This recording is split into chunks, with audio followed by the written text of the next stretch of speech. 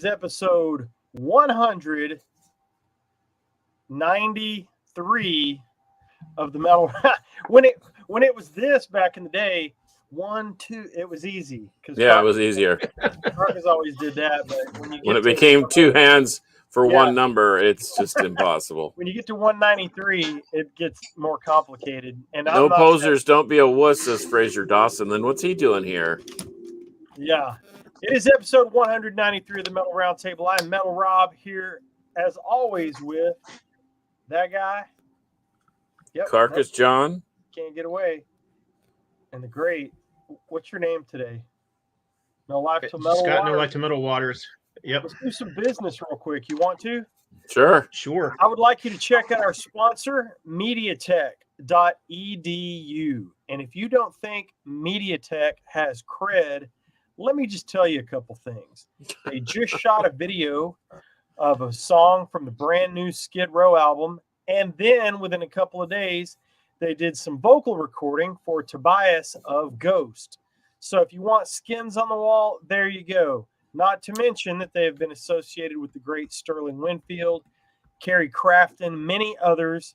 So if you are into AV media, technology, production, educational things on that side of the house, please go to MediaTek.edu with campuses in Dallas and Houston. And while I'm on the commercial tip, I would like to say Google Evoke Candle Company. If candles are your thing, friend of the show, Nigel Glockler, right there, he's got his own signature candle. I have a couple of them. And around Christmas time, I'm just saying, you might be able to get one too from the show.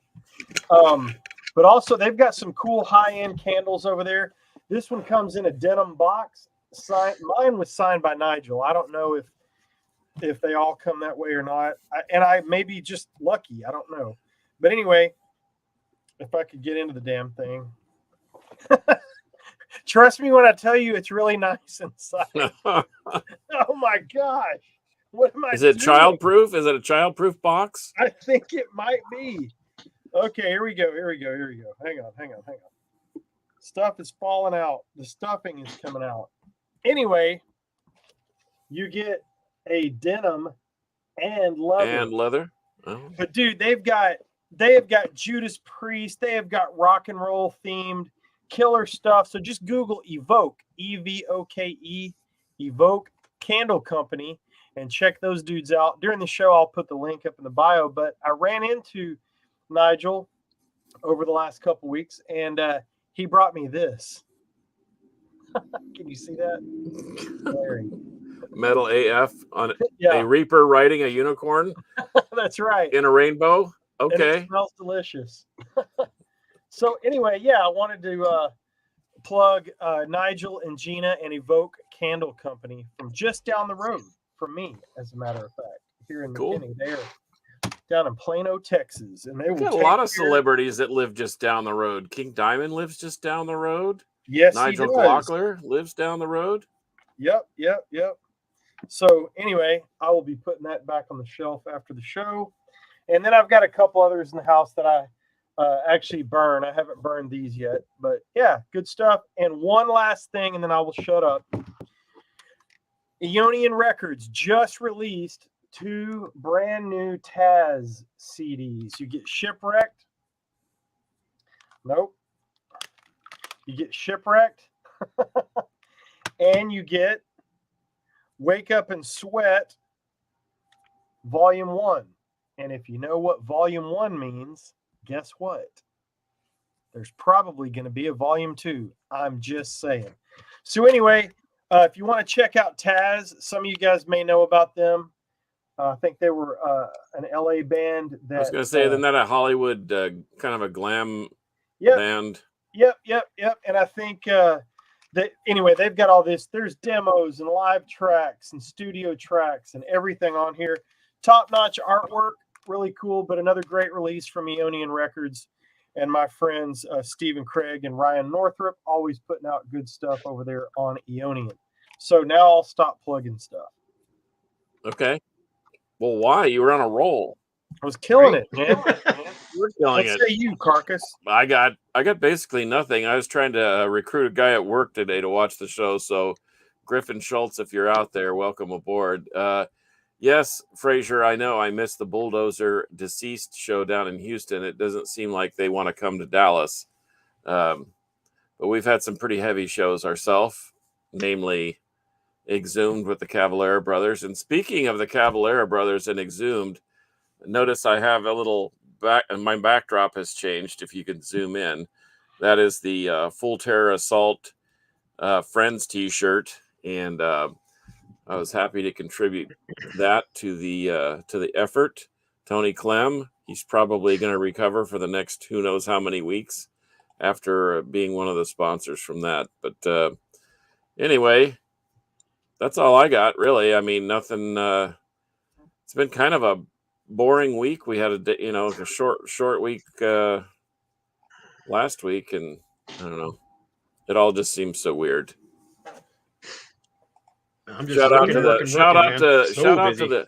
You know what? Shout out to the first responders and the firefighters and the police in New York. Doggone it.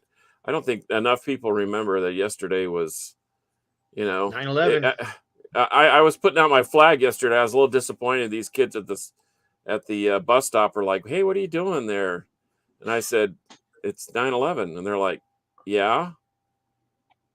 And I'm like, "Are you kidding me?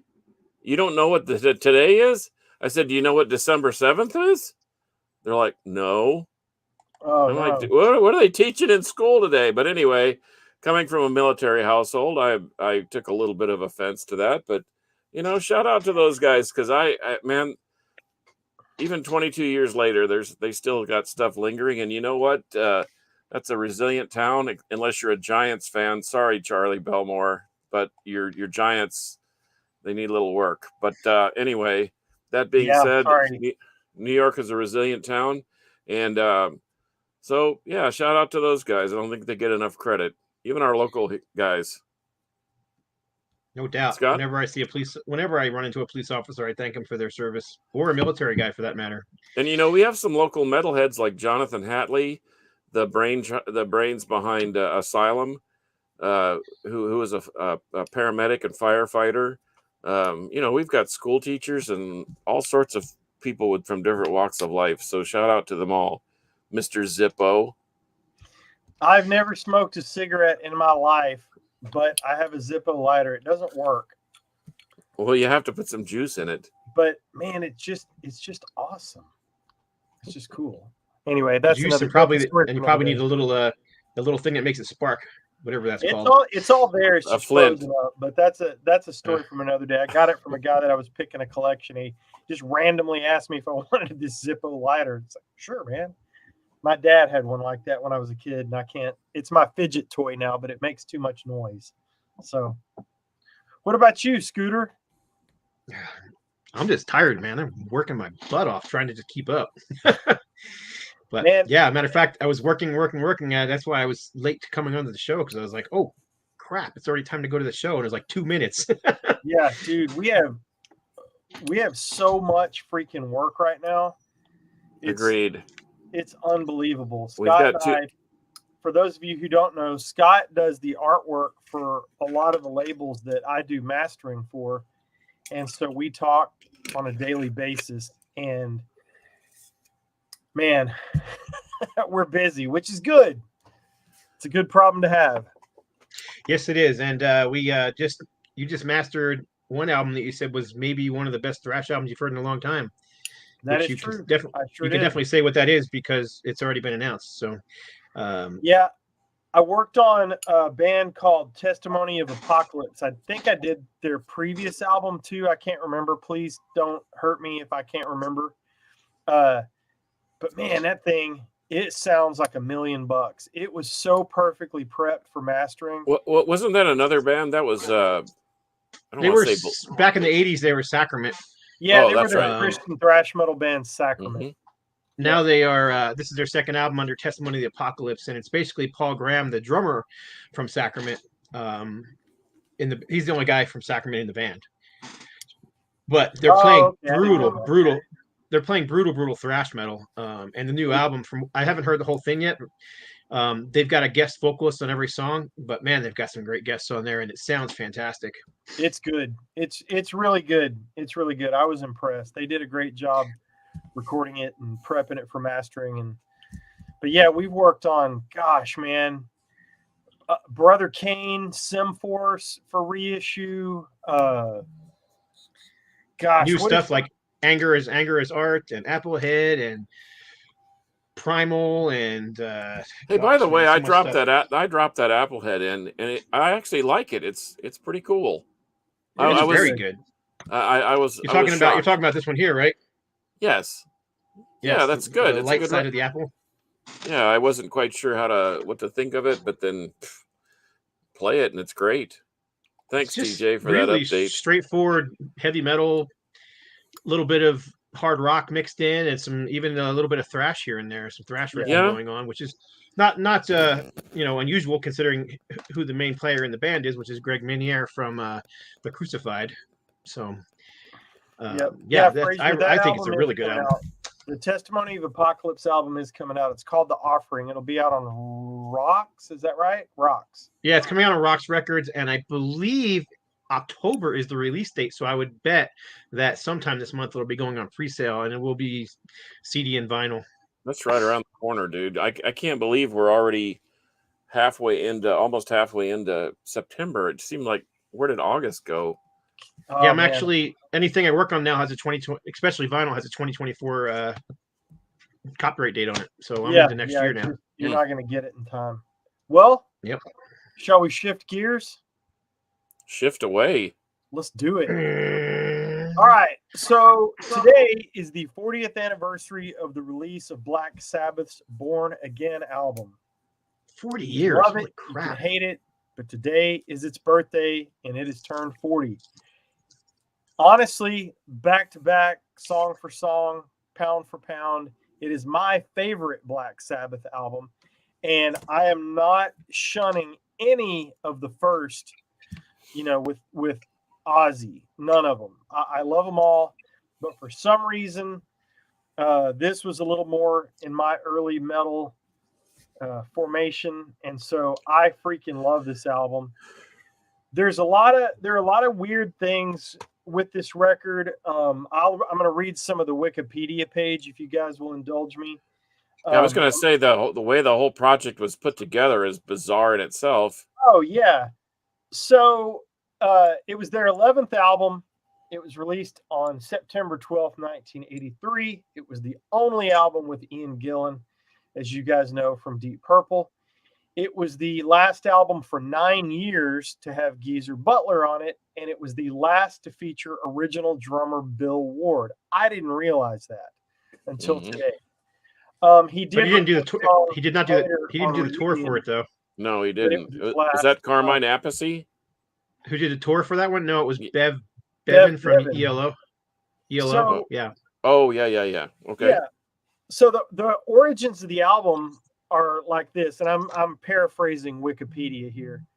After Ronnie James Dio left the band and drummer Vinny Appice in '82, the future of the band was kind of in doubt. They switched management, blah blah blah, and somebody, Don Arden, suggested Ian Gillan. The band was put together on paper, but they never rehearsed. The band considered vocalists such as Robert Plant, David Coverdale before settling on Gillan. They even received an audition tape from Michael Bolton, who, by the way, used to rock. Yes, he did. Yes, he did. You can listen to those first two, and those first two Bolton albums have Aldo Nova playing side by side on guitar. Correct. Yep. So Michael Bolton. They decided that Gillan was the best candidate, saying that his shriek was legendary. Gillan at first was reluctant, but they met at a pub in Oxford, and after a heavy night of drinking, Gillan committed in February of '83, which is awesome. It was supposed to be a super group, and they were not originally going to call themselves Black Sabbath, but at some point after the recording was done, I did not know this until today, the management insisted that they use the Sabbath name, and they did. and they were kind of doing a Gillen, Iommi, Butler, Ward album, and blah blah blah. But that was kind of the way they approached the album, according to Wikipedia. But then they decided, oh, here's the contract. We're going out as a Black Sabbath album. That's what management told them to do. So Bill Ward had some problems, was in and out of the band at that time. Recording began in May of 83 at Richard Branson's Manor Studio. And in his biography, Iommi recounts Gillen informing him that during the sessions he planned to live outside the house, blah, blah, blah, in a tent. I want to go through some more of that. Disturbing the Priest was written in a rehearsal space near a local church, and they were receiving noise complaints from the church, which is where that came from. It's not as sinister as it sounds. It's literally from the noise complaint next door, which I thought was so awesome. But anyway, they go in and they talk about that, and it talks about the breakup of the band. But here's something kind of cool. The cover depicting what Martin Popoff described as a garish red devil baby is by Steve Crusher Jewell, a Kerrang designer who also worked on Osbourne's Speak of the Devil. It is based on a black and white photocopy of a photograph published in a 1968 magazine. The same photograph was used for 12-inch versions of Depeche Mode's New Life. I did not know that. I did. The band hated it. No, not the whole band. Ian Gillan told the press that he vomited when he saw the picture. However, Tony Iommi approved it, which has been considered one of the worst ever. Blender magazine called it awful. Kerrang ranked the cover in second place behind the Scorpions' Love Drive on their a list of 10 worst album sleeves in metal and rock. I love Love Drive. Well, the thing was about that cover that it was the guy who was doing the artwork was also working on Ozzy's, and he considered it he should have been doing both at the same time. He felt it was, so what I read was conflict of interest. That's what I was looking for. Yeah. What I read was that he decided to do that Born Again cover, and he literally slapped it together thinking it was total crap. The band would hate it, and they would look for a different artist. Instead, Tony Iommi loved it, and it became the album cover, and the rest of the band saw the cover when it came out. Yes. And Ian Gillan was very disgusted with it, as was Bill Ward, who to this day says, I had nothing to do with it and I don't want to hear anything about it. Yep, that's exactly right. Mm-hmm. Yep. The ratings of it are awful. In some it shows a bunch, like there's 1.5 out of 5, 1 out of 5, 8 out of 10, 10 out of 10, 3 out of 5, 4 out of 10, some of the ratings. But I will say what I like about it is, to me, it's a killer blend, which makes sense, of Deep Purple and Sabbath. I freaking love Ian Gillan's vocals on this record. I love this album. I'll get back into the meat and potatoes of that article later on. Well, ironically, it's one of those polarizing records that either you love it or you hate it. There's really no in between. I think there's a good song on each side, and Trashed is among my favorite songs by Sabbath, Purple, whatever. And surprisingly, for as much as I love Black Sabbath and love Deep Purple, I just didn't like the record. But as always, you circle back around it, and then you sort of kind of understand it. And I just saw a documentary on it, and they said that the first time that Ian Gillan sang on stage, that he had like a binder with all the lyrics typed out, and there was so much fog on the stage that you can see him leaning down, like almost hugging one of the lower monitors, trying to read waving his hand, trying to read the lyrics, and I think it's kind of hilarious. He had a notebook that he could kick with his feet to flip the pages for the different song lyrics, and he couldn't see it because of this. Yeah, that was genius. And if you look hard enough, you can find a bootleg This is Born Again unmixed demos, and it also includes a song called "The Fallen" that was never released. And I know Scott's probably going to talk about the deluxe version. Yeah, talk about the deluxe version, Scott. Yeah, well, I mean, there's several different deluxe versions, but this particular one is one of those double or digi wallets that gate folds. Yep. But the second disc has the unreleased song called "The Fallen" that you just talked about. It also has the full extended version of Stonehenge, and a live performance from the Reading Festival in 1983. Yep.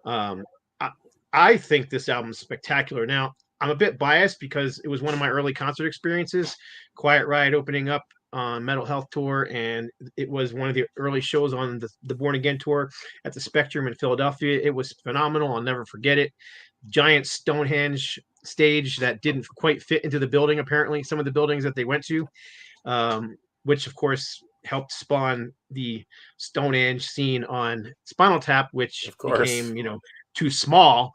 Bunch of dwarfs going to trample the Stonehenge. Anyhow, yeah. So I absolutely love this. Absolutely love this this record. I've always hated the cover, multiple reasons. I just think it's disturbing seeing a baby devil, but at the same time, it's just bad graphics. Devil baby. It's just not good art. You know what? I guess being a more graphic I mean, we're all graphically oriented to some extent, but I kind of like it. I mean, I remember seeing it in the store and I ran right to it. So mission accomplished as far as getting attention. I mean, which isn't that what, back in the day, you could almost buy a record just based on the album cover art. That was the whole thing. And then it just got so diluted that you actually had to listen to the music. Yeah. Okay, but think of the two albums that came before this and the album covers that were on those. They were so much better than this piece of garbage. I don't know, a bloody wall and rack, with the Mob Rules thing. Oh, yeah. Those were cool. Yeah, I'm thinking of the last Ozzy one. No, Heaven and Hell. Never Say Die. Yeah. Heaven and Hell, Live Evil, Mob Rules. They were all spectacular album covers. And then you get this graphically somebody colored in a black and white picture with crayons. I don't know. I sort of dig it. I know it's probably not it's surely not popular to dig that cover, but and then not really like their. I guess I don't hate the record. Don't get me wrong, but it wouldn't be the one except for Trashed. I love that track. I could play that over on a loop and have all 8 songs or whatever just be that one song, and I'd be fine with it. Well, I don't know, man. There's not a bad song on here, in my opinion. I love Trash. It's a great song. Stonehenge is more of like an intro that leads into Disturbing the Priest, which I think is a great track. Yeah, that's a good song. Zero the Hero is a good song. Zero the Hero is a great song. Keep away from the digital bitch. Keep away from anyhow. I like that track. And then the dark is kind of an intro as well. So really there's only 7 songs with vocals on the album. But his vocals are just otherworldly. I mean, he's one of my favorite vocalists, but I actually was looking up at one point some of the best Ian Gillan's best vocal performances online. And of course, most tracks were, Child in Time and, stuff, a lot of Deep Purple, Woman from Tokyo and that kind of stuff. But surprisingly, there was several lists that I found that had him Zero the Hero as one of the best vocal tracks that he's ever recorded. Yeah, it may be hip to say, but I just like it, and I think everyone here knows that I'm not hip or cool in any way. So we're not going to debate that. That's for sure. No, I'm not going to get any argument there. I know that, but I freaking love this album.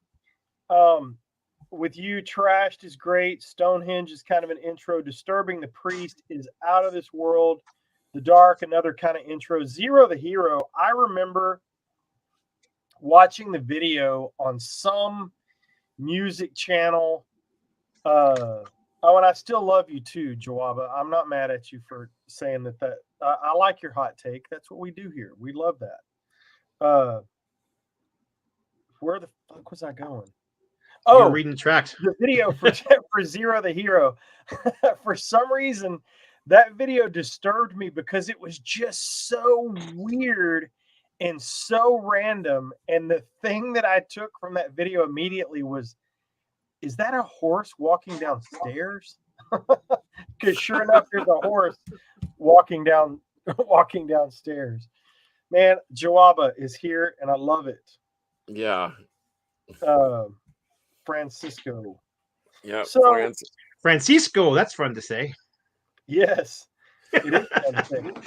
And man, the deluxe version with the Fallen, I don't know why in the hell you keep the Fallen off the album. It's a great song.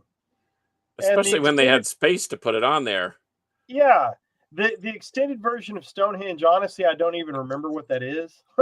And then the Reading Festival show is great. I really think if you're into this album at all, you should go get the deluxe version. The songs off the album that made the set, there's 11 tracks on the live album. But the songs off the album are Hotline, The Dark, Zero the Hero, and Digital Bitch. And then, of course, they do War Pigs, Black Sabbath, Iron Man, Smoke on the Water, which I thought was badass, their version of it. And I thought it was too.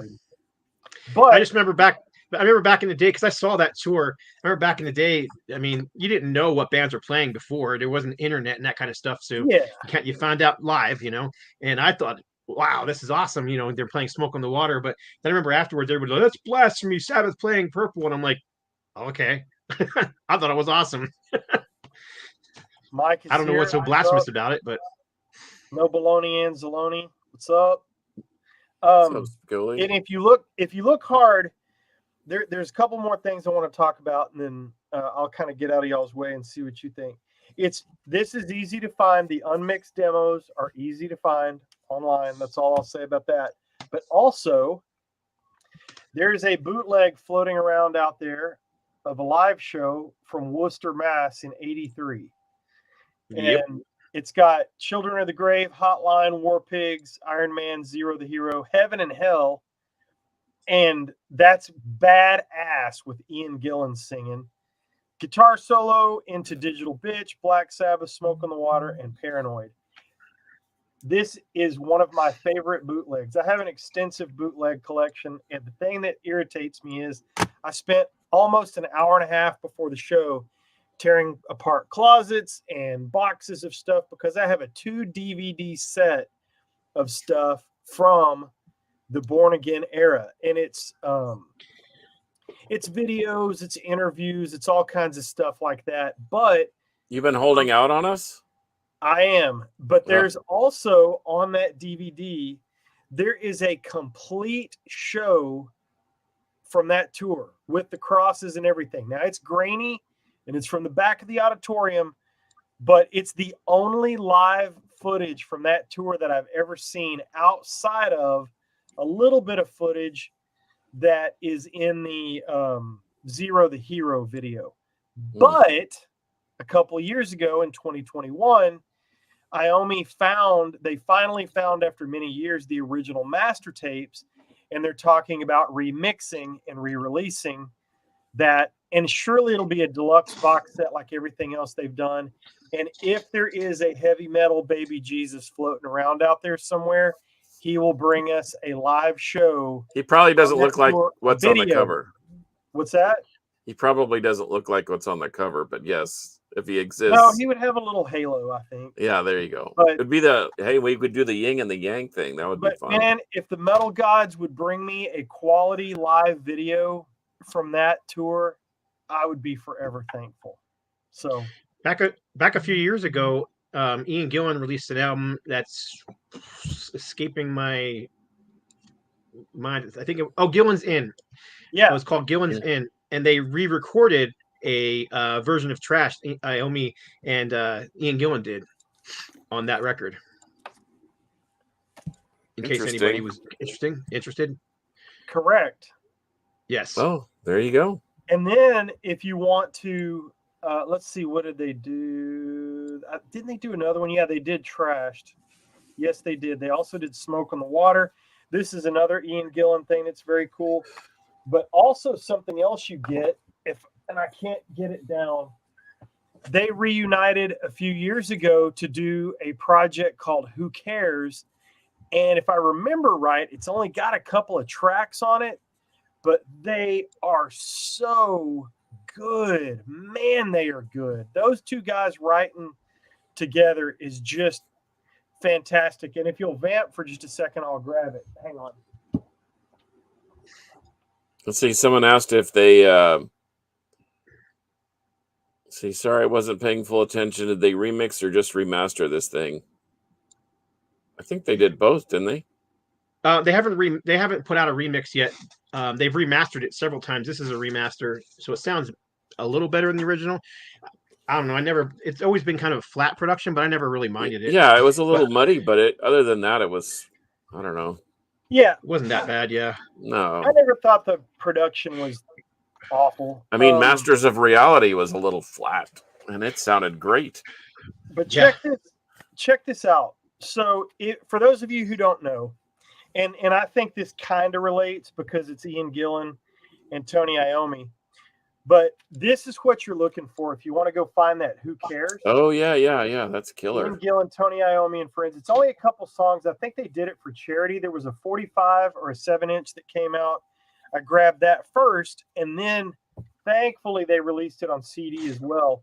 But dude, Tony Iommi, Jason Newsted, Ian Gillan, Nico McBrain, Lynn Lindstrom, and John Lord. And the CD has video clips of the songs and a 27-minute documentary. This thing is so freaking good. The songs are Out of My Mind and Holy Water. And to me, it's more Deep Purple than Sabbath, but it's still so cool to listen to Tony Iommi play with Ian Gillan. I think that's just a match made in hard rock and metal heaven, if there is such a place. But I highly recommend the deluxe version. I highly recommend the Who Cares project if you want to go check that out. I see you, Gary. And you boys, I think that kind of wraps up the Black Sabbath Born Again talk. It still is my favorite Sabbath album. Jawaba, I love you. Your hot takes are welcome here anytime. Also, I didn't know it was cool to say people like that album though, but I've heard people not know one song on there and say, "Oh, I love that record," and it's like, name a song, and they're like, so I don't know. I mean, I used to not like Never Say Die or any of those, but then I had John Perez kind of educate me one day at Born Late Records one Saturday afternoon, and I thought, wow, this is actually pretty good. That and Technical Ecstasy. And so I'll probably have to do the same thing with Born Again. I kind of go through a cycle where I put it on the shelf for 10 years or longer, and then I have to go back and try and understand it better. Well, and one last point about Born Again, and then I'll address Gary Ayrton's comment. What's there to address? Go Niners. Yeah. One of my favorite songs on here is the last song, the ballad, Keep It Warm. It's awesome. You can burn your metal AF candle and worship the Dark Lord or whatever you want to do. I don't know. Okay, the next quote or the next comment, and then we'll get into what you guys have picked up lately. I already showed Taz Eagles. Well, Cowboys. That's what I have to say about that. It is definitely cool now. We will talk about Ossicle Tentacle. Damn it. Oh, hey, thanks, Fraser. Appreciate it. Unfortunately, Metal Ben's comment too. That'd make my list of my favorite releases of 2023, but certainly of 2021 and 2 and 3, hopefully. Oh well, no wait, they just released. They've got a new album coming out, don't they, Scott? Other Tentacles, absolutely. Yeah. I've already got it on pre-order. Yeah, next month. So hey, thanks, Fraser. Maybe you're not such a poser after all. Poser. Hey, he hung out with King Foley last night and saw Bulldozer from Italy, so I can't disparage him too much. No, that is pretty damn cool. H-Town representing in a big kind of way. That's pretty amazing. Shout out to those crusty folks down there. So what else have you guys picked up that you want to talk about Well, I thought or you guys were going to do 2023 releases so far. That's it.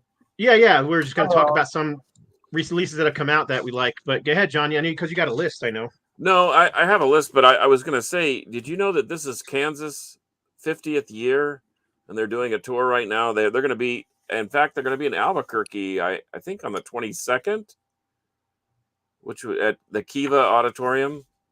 So that would be close to you, Scott, if you have any interest in that. And they're going to be here in Dallas on the 16th of November. I might. Are you going? I'm there. Yes. Okay. I'm there. Well, Audrey and I have tickets. I can't find anybody to go with me. Maybe I'll sit on your lap or something. Oh, yeah. How can I? New tomb mold. Thanks, TJ. I pre-ordered that thing. I did pre-order the new Gravesend also, if you're, in case you're, in case you care. But yeah, I made a list of some. I mean, I think 2023 has been a pretty great year for music. I've discovered some new bands. Some of our local heroes like Creeping Death and Frozen Soul have our Chris Manning have released some killer crushing music. Manifestive, Taylor Walding and his beautiful wife Lilith have released Legacy. How about Turbid North and The Decline? That's a great record, and it's kind of a spin-off of what they've already done. Did you guys just say Cosmic Touch? Yes, they have a new release, Terry. But I don't know. I could go down my list, but that's kind of boring. Oh, Scott loves Raven, so yes, Raven released a new record this year. And it's awesome. I think what the Cavalera brothers did, I keep harping on that. I've done it for the last couple of weeks, but Spicoli, our buddy Greg Spicoli was there. And by the way, I saw him sing in a new band called Maleficus on Saturday night. That dude just kills it. They have a little different direction in thrash, and not that I don't like the old singer, but man, Spicoli's got it going on. But so I'll just read a couple, and then not the least of which is the Devastation box set. Scott, I know you have that. I have the vinyl. The Violent Demonstration. Like I said, Frozen Soul, Manifestive, Turbid North. I know TJ Lewis will know about Parallax Occlusion. They released Vapor Chamber, which is a culmination of all their demos, and then 2 new tracks. Oh yeah, Anger is Art. Go ahead, Scott. Take it away. You do your thing. No, go ahead. I'm just pulling them out. Okay. I think this. I honestly think this Anger is Art is one of the best thrash albums of the year.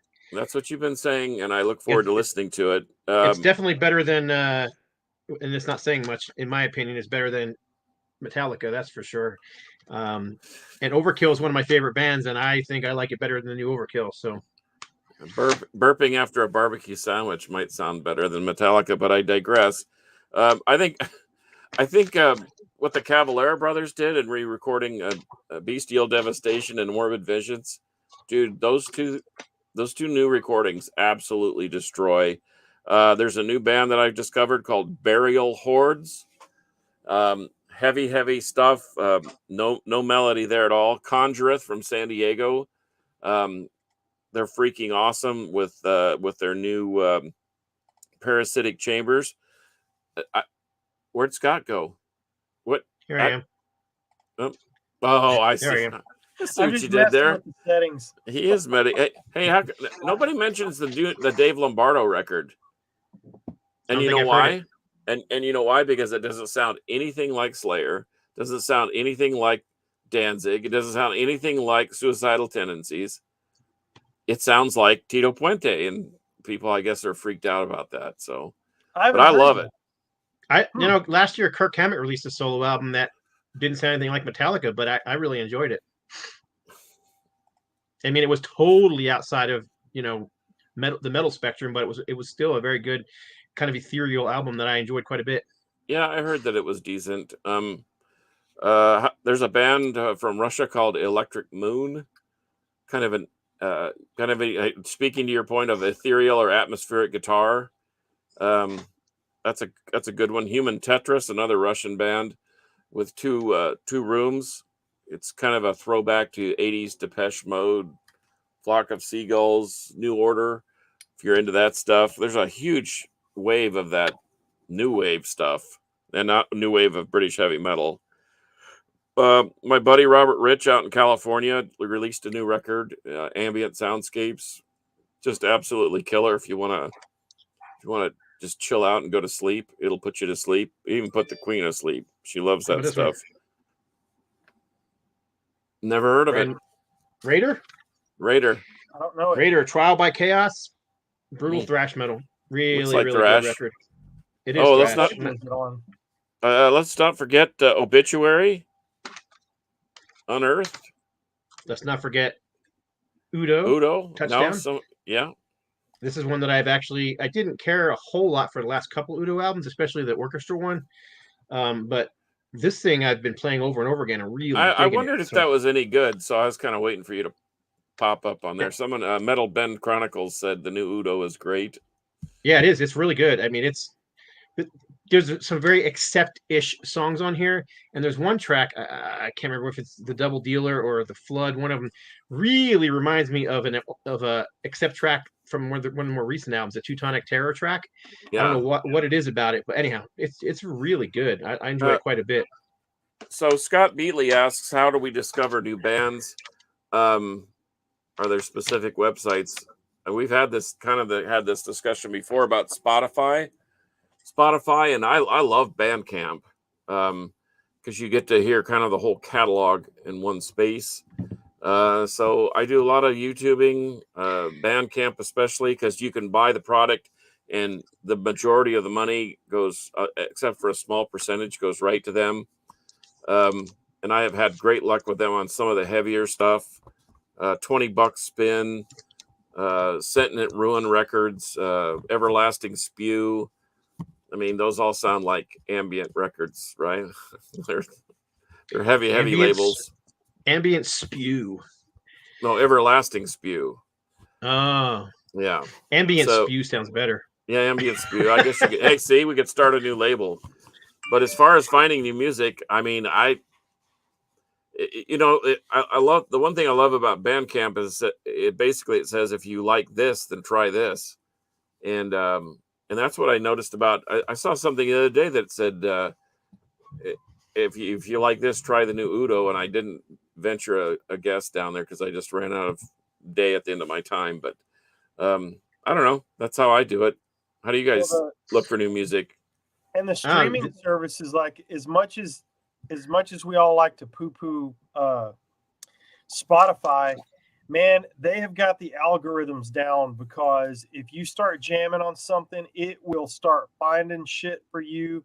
Yeah. And it'll put stuff right in your wheelhouse. And now I'm a physical media guy, so if I find something that I really connect with, I will absolutely buy a physical copy, because I know that more of the cash is going to go into their pocket.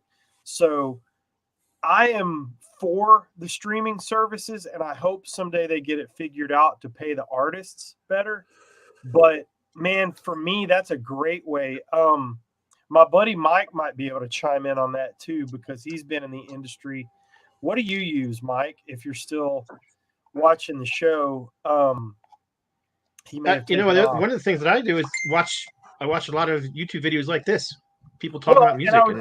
And I was going to say, your channel, Scott's channel, has a shitload of new music on it, because Scott and Carcass are both about as plugged in as you can get. So Scott, to keep answering your question, if you watch us, I'm not trying to plug our show, these two dudes are always talking about stuff, and they're way better than me, unless you want hair metal. Then I can tell you what I'm doing. Even this program, I learn about new stuff. We have guests on here, and that's why you guys always probably see us picking up pens, and we're over here doing this stuff, because somebody says some album I've never heard of. Oh, got to check that out. Oh, got to check that out. So I always have a piece of paper and a pen handy when this show is on, because I learn stuff all the time on this show. Yeah, and when I was doing the internet radio show for Deep Dallas Radio, I went out and got on a bunch of promo lists, and so they were sending me so much music that I literally couldn't keep up. I couldn't listen to it all. I would have to just scan songs, and if there was something I would like, I would hang on to it. But now that I'm not doing that, unfortunately, my stack these are the two things I've picked up recently, and I showed them on the show, and that's been 2 or 3 weeks ago. Dokken and the Scream, they're both old. So but that's how you. this year. But that's how you discovered. That's how you discovered Stone Trip, and now they've become our friends. Oh, here we go. Yeah. There's another one that guested the show. We've had Caton and Hyrax. This is a new one from him, but this is a sloppy demo like tape, a rehearsal that they tape, were right? selling. Rehearsal tape, yeah.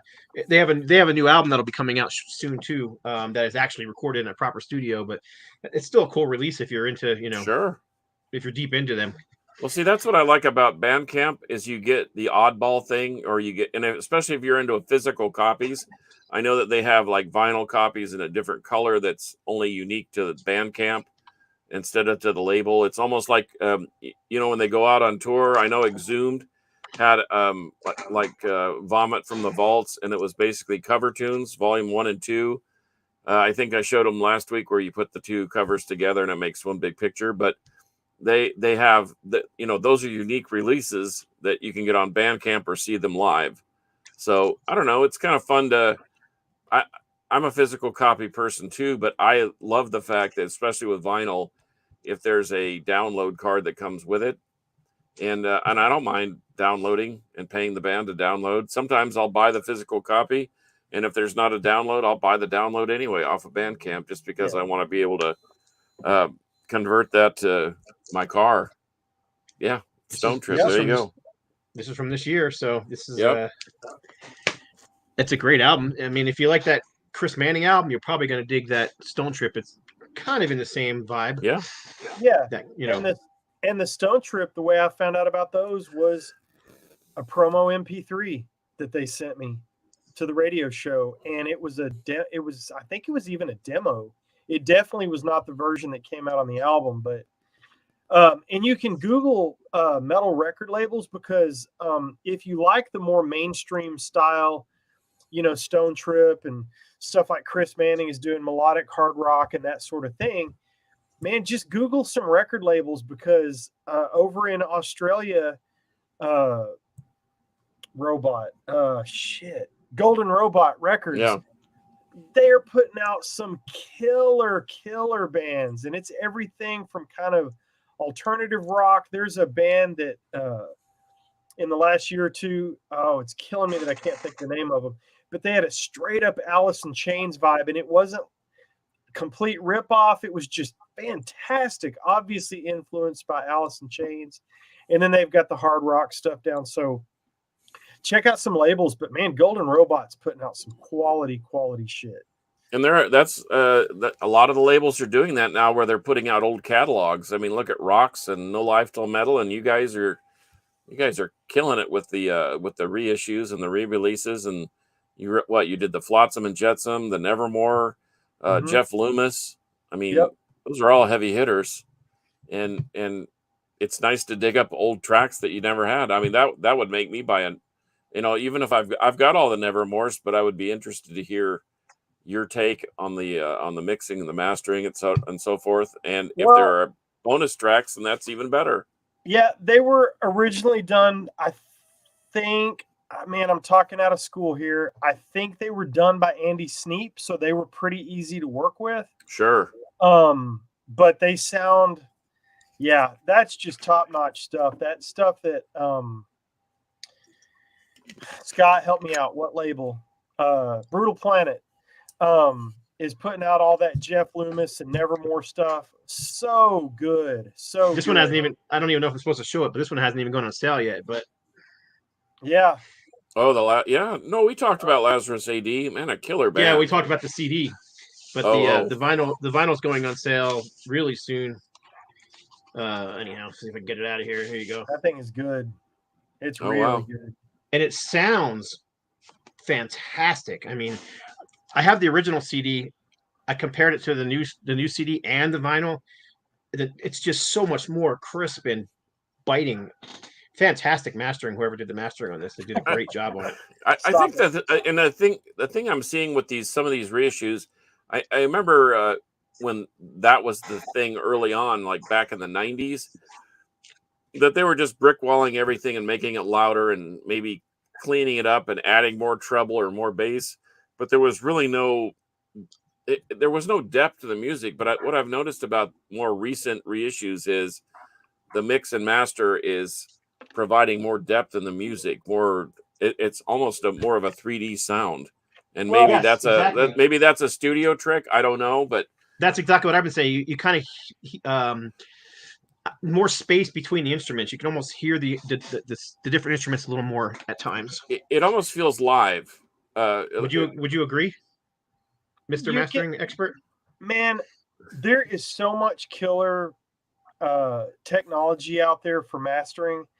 I have a few things I like, including an ancient piece of rack gear that I still use. It's kind of one of my Swiss Army knives, but it really is the tools in the hands of the user too, because what I may suggest to you the things that I use because I found out from somebody else, and that's why I use what I use. But it's also what works best for you, because Mike would tell you that same thing. Mike does killer recording, mixing, mastering, and there's just so much stuff you can do. So, and it is a dark art. Yes, it is.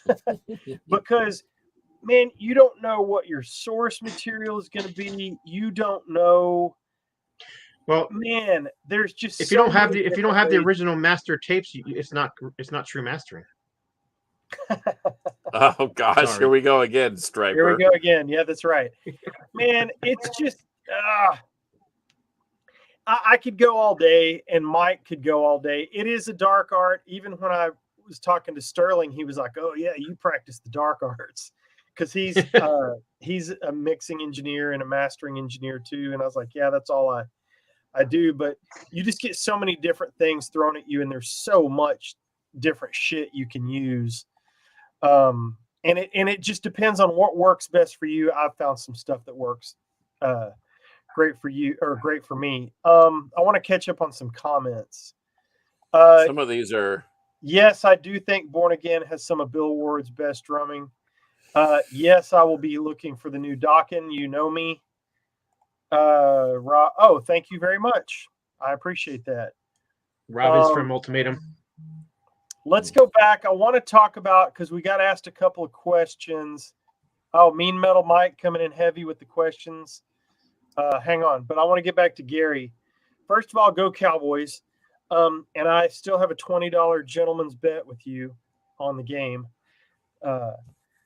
Wingers playing Prague Power USA next year. Discuss. The only thing I have to say about that is forget Beavis and Butthead. Forget the spandex and the poodle hair. Those guys can fucking play. And Reb Beach is better than you.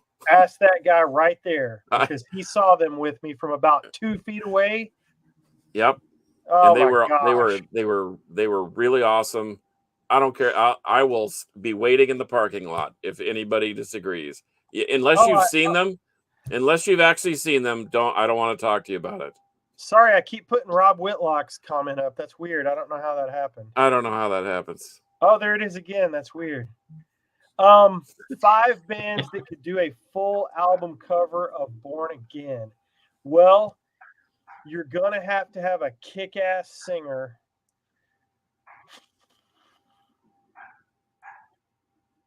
Who could do a cover of that? Well, first of all, I bet Dream Theater could. I bet Skid Row could. Probably so.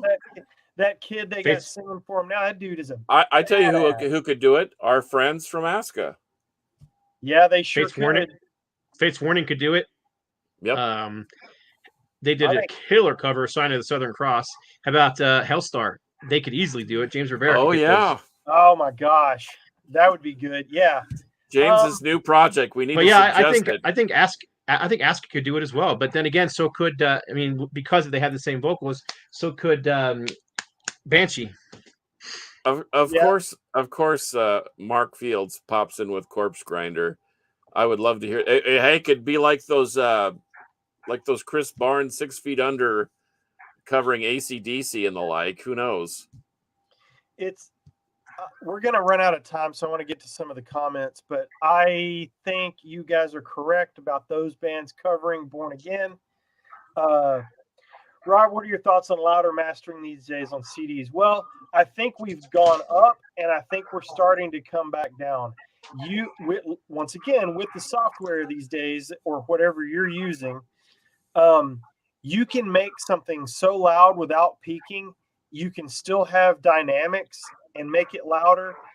It depends on the source material so much. On a CD, you can make it so freaking loud without peaking or distortion. It's unbelievable. I don't really have a preference. It depends on the music, because if I'm listening to Kansas, it's very, very dynamic. If I'm listening to Nerve Cell, it's not as dynamic, but fortunately the mastering guy and the mixing guy, they kept it where there is a little peak and valley. But man, in the software I'm using, the limiter is so freaking genius that it can bring those highs and lows closer together without killing it. And it's great. So I don't really have a preference, but I mean, you should play metal loud though, right? Well, that's what the volume control is for. It's That's not also what necessarily the volume control is for. Yeah, it's not necessarily your responsibility. Yeah, I come down a little more. I don't make them as hot as I used to. In fact, I'm embarrassed because I was listening to something yesterday that I mastered several years ago, 15 years ago. And it crackled because I was using digital gear and I bumped it too high, and it gets that crispy in the highs, especially the guitars. And it was embarrassing because obviously I didn't catch it back in the day. And I heard it yesterday, and I just clicked on that spot by accident, scanning through a song, and there it was. Like, oh, man. So it was too loud. I made it too damn loud. And so I've tried to go a little more conservative in my stuff. I hope that helps. Andy Sneap is one of the best in the business. Who's better on vocals, Tom Araya or Corpse Grinder? I don't know. That's kind of apples and oranges. Give me Tom Araya because I'm a bigger Slayer fan than Cannibal Corpse, but Corpse Grinder's a badass. And he's still going. Yep. I like Winger too. I also like the Cowboys. Mark Fields, what's up, dude? Corpse Grinder. Yes. Melvin's Could. Yep. New Suffocation track dropped today. Great guitar tones, but the vocals are buried. That's too bad. I like Frank's vocals. In mastering now. It's crazy what you can do. You doing on buddies? I don't know what that means. Talking, can you talk? I have no idea what that means. And I'm not getting ready to talk about the James project. Although I would love to hear him do a complete redo of Born Again. Yes. Bringing it back to our subject. Mm-hmm. Yes, it can. Satan or Hell, who had a better EP? I like Hell. I like the band. Both. We're living in hell, so I don't know that I... Never mind. Well, let's not go there. You guys ready to punch out? Don't forget the new Taz on Eonian Records. Don't forget Evoke Candle Company. You can go get you some Nigel Glockler, some Saxon, some Judas Priest, some Metal AF.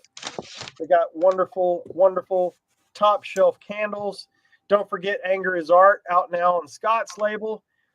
You can follow me on Instagram at Metal Rob's Records, where I will wear you down with stuff I'm selling in my shop. Metal Rob's Records, located conveniently in Plano, Texas. Yeah, those are so awesome. I need one. I need a few. By the way, yes, that's my dumb ass. You can follow Carcass on Instagram at Carcass John Art, and if you need a logo, a pocket design for your T-shirt, a full-blown skull with shit dripping out of it and snakes crawling through the mouth, he is your guy. He is a badass, and I mean that sincerely. You can also hit up Scott Waters on YouTube by just simply searching Scott Waters. Also on Instagram at No Life Till Metal. And Scott will do a badass layout for your album as well if you need that. So please don't hesitate to approach any or all of us if you need some of that stuff. Or ask us about the new release of Osric Tentacles next month. We'll Yeah. discuss in the comments. Or we can talk about the Osric Tentacles Trees of Eternity. Dude, I can just cut the broadcast. It's not a problem. I know, well, but you're not going to because you like us. That's true. All right, you boys got parting shots real quick? Nope. Before we're out of here? No, man, Thanks, that's it. fellas. Thanks to everybody for chiming in. Yeah, even watching Fraser. and love the comments. Yep. I couldn't find your live feed on YouTube today. I don't. Huh. It shows that it's streaming. And you and Gary can whine back and forth about the Cowboys or the Eagles, but the Niners are going to Super Bowl. I love Gary. I hope to drink a beer with Gary someday if he drinks. I'd love to run into Gary. I've never met Gary. That'd be awesome. All right. Until next time, you know how we throw the horns and do this. Oh, shit. Let me put my glasses back on. Osric Tentacles will prevail. Until next time, kids. Metal will prevail. It'll prevail. And let's see who's texted me here.